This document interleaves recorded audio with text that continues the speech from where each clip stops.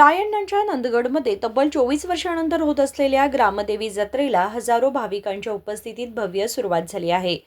हा जत्रा महोत्सव फेब्रुवारी 12 पासून पुढील 12 दिवस चालणार असून संपूर्ण गाव सजवण्यात आले। भाविकांच्या मोठ्या संख्येने उपस्थित राहण्याची अपेक्षा आहे। या जत्रेत येणाऱ्या भक्तांसाठी जय जवान जय किसान संघटनेच्या वतीने मोफत थंड पेयांचे वाटप करण्यात आले।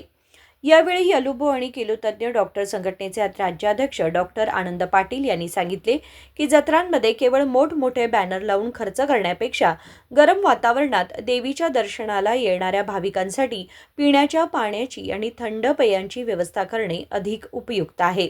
जय जवान जय किसान संघटनेचे अध्यक्ष गोविंद पाटील यांनी केलेले कार्य निश्चितच प्रशंसनीय आहे असे ते म्हणाले। ಡಾಕ್ಟರ್ ಅನಿಲ್ ಪಾಟೀಲ್ ಲೇಔಟಸ್ ಹಾಸ್ಪಿಟಲ್ ಬೆಳಗಾವಿ ಇವತ್ತಿಲ್ಲಿ ಬಂದಿದ್ದು ಏನಂತಂದ್ರೆ ನಾವು ಜಾತ್ರೆಗೆ ಬರೋದಷ್ಟೇ ಅಲ್ಲ, ಜಾತ್ರೆ ಬಂದ ಜನರಿಗೆ ಎಲ್ಲರಿಗೂ ಒಂದು ಒಳ್ಳೆ ಇನಿಷಿಯೇಟಿವ್ ಒಳ್ಳೆ ಕೆಲಸ ಮಾಡೋಣ ಅಂತ ಅಂದ್ಬಿಟ್ಟು ಇದನ್ನ ತಗೊಂಡಿದ್ದು ಇನಿಷಿಯೇಟಿವ್ ತಗೊಂಡಿದ್ದವರು ಜೈ ಜವಾನ್ ಜೈ ಕಿಸಾನ್ ಸಂಘವು ಮತ್ತೆ ನೇಗಿಲ ಯೋಗಿ ರೈತ ಸಂಘ ಈ ಎರಡು ಸಂಘಗಳು ಸೇರಿ ಈ ಜನರಿಗೆ ಎಲ್ಲರಿಗೂ ಒಂದು ಒಳ್ಳೆ ಏನರ ಇದು ಮಾಡೋಣ ಅಂದ್ಬಿಟ್ಟು ನಾವೇನ್ ಮಾಡಿದ್ದೇವೆ ಅಂತಂದ್ರೆ ಈ ಸೋಲ್ ಕಡಿ ಒಂದು ಡಿಸ್ಟ್ರಿಬ್ಯೂಟ್ ಮಾಡಿ ಅವ್ರಿಗೆ ಅಂದ್ರೆ ಅವ್ರು ಇದ್ದಿದ್ದು ಏನು ನೀರಿನ ತೊಂದರೆ ಅಂದ್ರೆ ಈ ಬಿಸಿಲದ ತೊಂದರೆ ಆಗಿದ್ದು ಕ್ಲಿಯರ್ ಆಗ್ಲಿ ಮತ್ತೆ ಅವ್ರಿಗೆ ಒಂದು ಇದೊಂದು ಅನುಕೂಲ ಆಗ್ಲಿ ಅಂದ್ಬಿಟ್ಟು ಅವರೆಲ್ಲರ ಆಶೀರ್ವಾದ ನಮ್ಮೆಲ್ಲರಿಗೂ ಸಿಗ್ಲಿ।